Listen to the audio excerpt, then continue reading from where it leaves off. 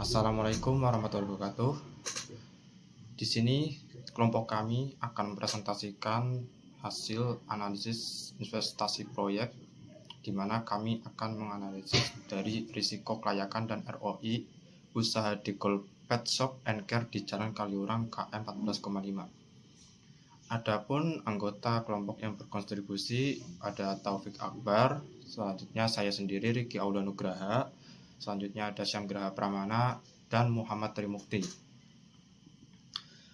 Baik, tujuan analisis ini sendiri adalah untuk memahami faktor-faktor yang mempengaruhi niat pembelian konsumen di Degol Pet Shop and Care, serta mengevaluasi potensi dan risiko usaha. Di mana faktor-faktor yang mempengaruhi niat pembelian ini ada 4. Yang pertama ada lokasi strategis, kemudian kewajaran harga, pelayanan, dan citra merek. Untuk lokasi strategis, ini sangat berpengaruh terhadap angka pembelian, karena konsumen lebih cenderung membeli di tempat yang mudah dijangkau dan dekat dengan tempat tinggal mereka.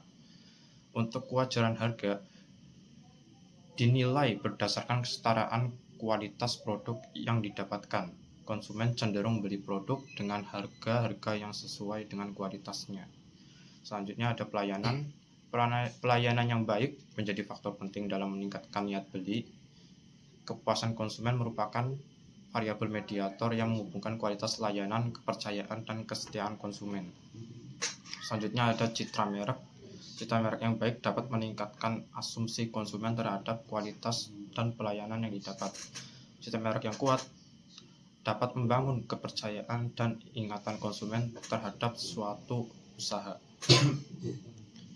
Selanjutnya adalah analisis potensi dari usaha Degol Pet Shop and Care, di mana berdasarkan data dari Rakuten Insight tahun 2022, kepemilikan hewan peliharaan di Indonesia mencapai 67%. Kucing menjadi jenis hewan peliharaan yang paling dominan dengan persentase 47%.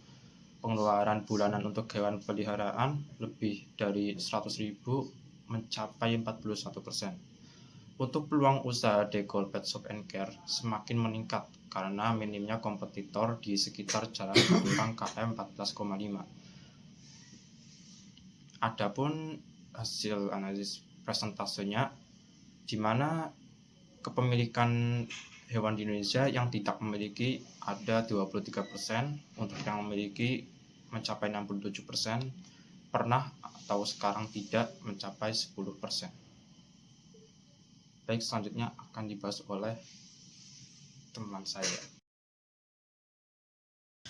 Baiklah, selanjutnya di sini ada resiko usaha Degol Pet Shop dan Care. Ya, seperti kita ketahui kalau misalkan namanya usaha pasti ada namanya resiko usaha. Yang pertama itu adalah efek samping produk, di mana produk seperti makanan, sampo, vitamin, obat-obatan, dan spray kucing itu dapat menimbulkan efek samping pada hewan peliharaan jika tidak digunakan dengan benar ya guys ya. Selanjutnya, kecelakaan di tempat kerja. Sudah pasti kecelakaan di tempat kerja bisa saja terjadi. Selanjutnya, terkontaminasi produk dan kotoran hewan, yang dimana produk tersebut pasti tidak aman untuk kesehatan jika dipakai ataupun diminum. Nah, kotoran hewan pun tidak baik jika seperti itu. Nah, selanjutnya penjualan tidak stabil. Penjualan tidak stabil itu wajar terjadi pada usaha. Oleh karena itu, resiko seperti penjualan tidak stabil itu sangatlah berkemungkinan terkena terhadap usaha seperti ini. Selanjutnya, ada pengembangan potensi dan respon resiko. Setiap orang yang mengembangkan usaha pasti ingin mempunyai pengembangan potensi dan respon resiko yang baik. Oleh karena itu, di sini ada beberapa, yaitu yang pertama, menambahkan banner atau spanduk, yang dimana itu untuk menggait atau seperti menarik perhatian dan pelanggan. Yang kedua yaitu meningkatkan pelayanan, yang dimana kalau jika kita meningkatkan pelayanan, maka orang-orang akan tertarik dan akan menge-share di TikTok dan juga platform media sosial lainnya. Yang ketiga yaitu jangkauan konsumen, yang artinya membuka jaringan usaha atau toko di internet melalui iklan, media sosial, dan sebagainya. Ibaratnya itu seperti endorse ya teman-teman. Selanjutnya yang nomor 4 yaitu membuat harga promosi. Ya, jika Anda membuka sebuah usaha, sudah pasti di awal-awal promosi itu sangat penting. Oleh karena itu bisa jadi dari harga promosinya yang murah atau enggak beli 1 gratis 1 atau beli 1 gratis 5 seperti itu. Selanjutnya, ada pengertian return of investment, artinya ROI, bisa kita sebut ROI. ROI di sini merupakan rasio probabilitas, profitabilitas yang membandingkan laba bersih dengan total biaya atau modal yang diinvestasikan. ROI mengukur seberapa efektif suatu investasi dalam menghasilkan keuntungan. ROI juga adalah metrik yang digunakan untuk menilai kemampuan bisnis dalam menghasilkan uang dari semua aktivitas yang tersedia. Di sini ada 3 komponen ROI, yaitu profitabilitas, efisiensi, dan kinerja, yang dimana itu semua akan bermanfaat untuk usaha yang kita kembangkan. Selanjutnya akan dijelaskan oleh teman saya. See you. Assalamualaikum warahmatullahi wabarakatuh. Perkenalkan, nama saya Syamgra Pramana dengan NIM 225111086. Baik, selanjutnya yaitu saya akan membahas mengenai faktor pengaruh return on investment. ROI dapat dipengaruhi oleh 2 faktor. Yang pertama yaitu turnover dari operating assets, yaitu tingkat perputaran aktiva yang digunakan untuk kegiatan usaha, yaitu kecepatan berputarnya operating assets dalam suatu periode tertentu. Profit margin yaitu keuntungan operasi yang dinyatakan dalam persen dan jumlah penjualan bersih. Profit margin mengukur hubungan tingkat keuntungan yang dapat dicapai oleh suatu bisnis. Jika perputaran aset atau margin keuntungan, salah satu atau keduanya berubah, ROI juga akan berubah. Hasilnya, eksekutif bisnis dapat menerapkan salah satu strategi atau keduanya untuk meningkatkan ROI. Inisiatif untuk meningkatkan produksi, penjualan, dan efisiensi sektor administrasi terkait dengan inisiatif untuk meningkatkan laba atau investasi. Kebijakan menginvestasikan uang pada berbagai aset, baik aset lancar maupun aset tetap. Meningkatkan ROI bisnis dengan mempercepat perputaran aset. Selanjutnya yaitu analisis data return on investment. Analisis ROI adalah metode yang digunakan untuk mengukur efektivitas operasi bisnis secara umum. ROI menghubungkan pendapatan dari operasi perusahaan dengan jumlah investasi atau aktiva yang digunakan untuk menghasilkan keuntungan operasi tersebut. Semakin baik kinerja suatu perusahaan, semakin tinggi ROI-nya. Dapat disimpulkan, ROI adalah metode untuk mengevaluasi tingkat laba atau investasi dan laba bersih penjualan produk bisnis.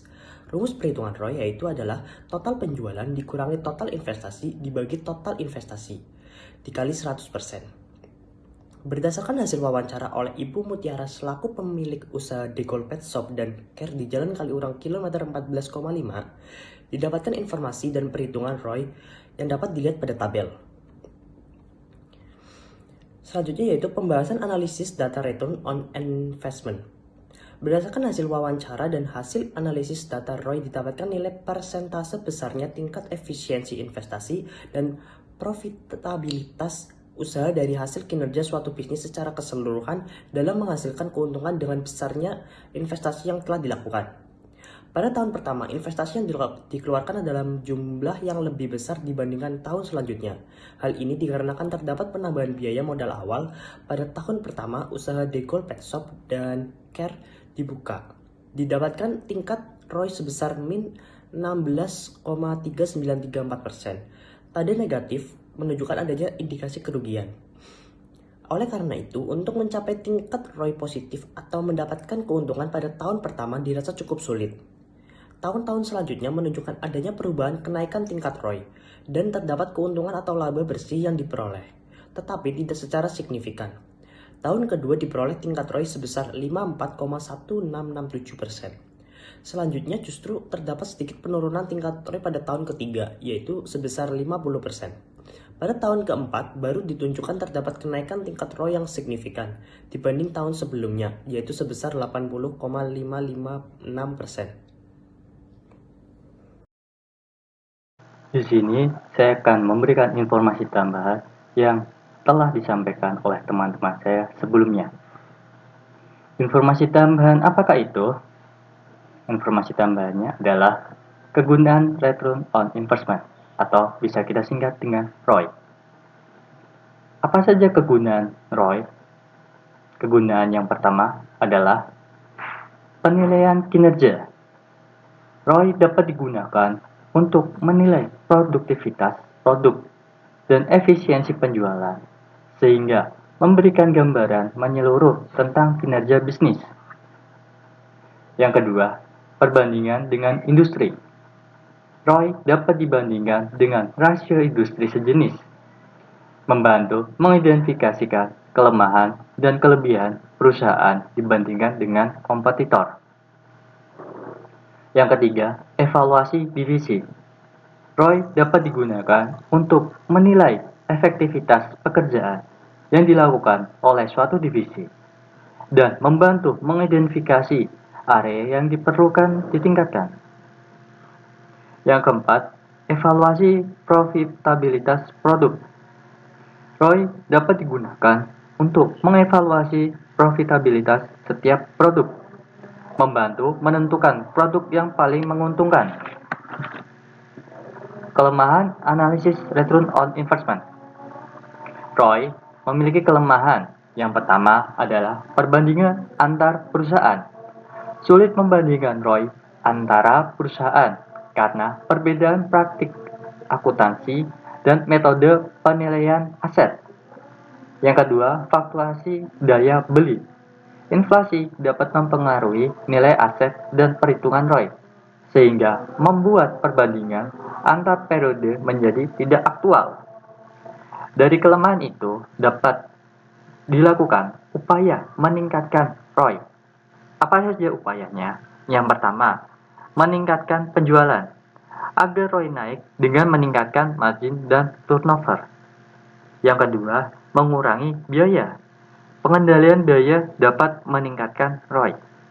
Yang ketiga, mengoptimalkan investasi dengan mengurangi investasi yang berlebihan dan tidak aman.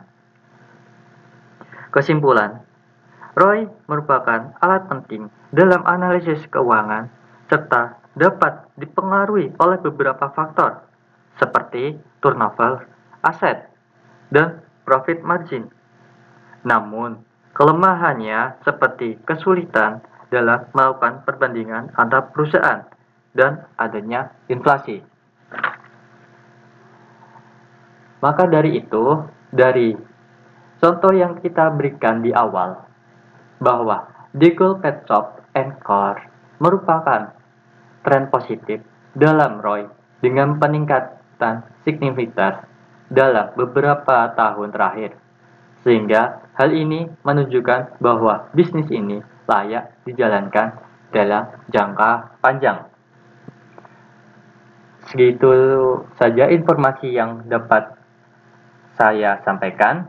Saya mewakili teman-teman saya. Jikalau ada kekurangannya, kami mohon maaf. Dan kami akhiri, terima kasih telah mendengarkan. Terima kasih.